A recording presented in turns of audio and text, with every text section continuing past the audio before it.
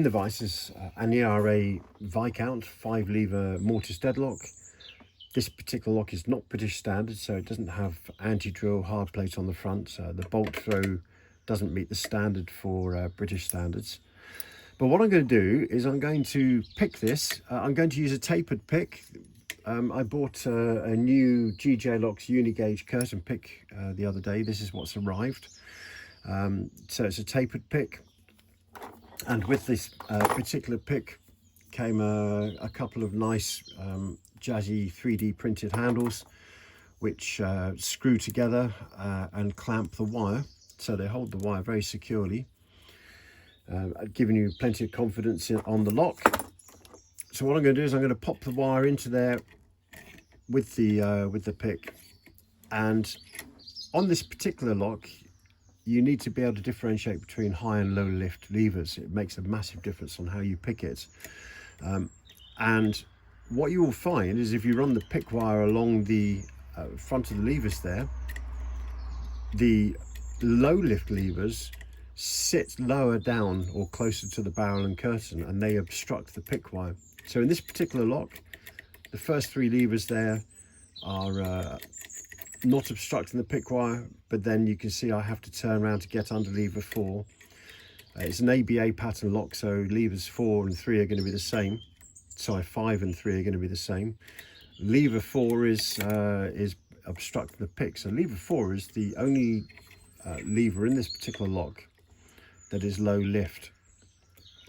So bearing that in mind, I'm going to pick the tension up, and I'm going to pick lever 5 first, and you can see that's kind of lifted and dropped into its anti-pick notch.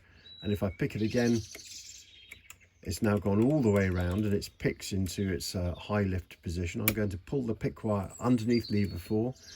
Let's lift 1 up. There's 1. Let's lift 2. There's 2. Let's lift 3. And there we go, we got the lock. Now, I didn't have to pick 4 because just dragging that pick wire underneath it there was enough to set it. So we're going to throw this lock all the way around and take the pick wire out. And I'm now going to use the pick wire that you would normally use when you're picking bolt side. And we're going to pick this lock closed. So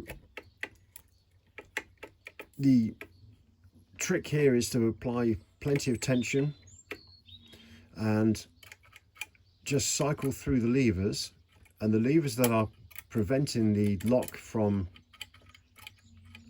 going back into the lock position will gradually release as you walk them up a ramp, and you keep on picking them, and sooner or later what will happen is that the lock will then release.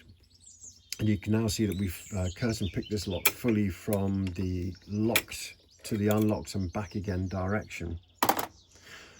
There's lots of different ways of opening this lock. Curtain picking, as you can see, is one of the easy ways. There are times though when you have a really awkward combination of low and high lift levers and it obstructs the pick wire, and it will constantly jump into anti-pick.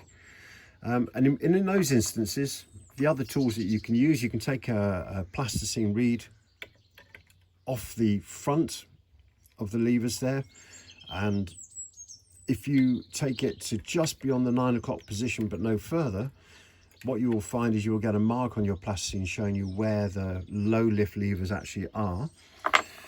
And then you can also take a plasticine reed off the back of the levers, and that will then give you some very obvious marks for a lever height 7, which, as you can see, is this long mark, and some very obvious marks for lever heights 2 and 1, which are the highest lift levers.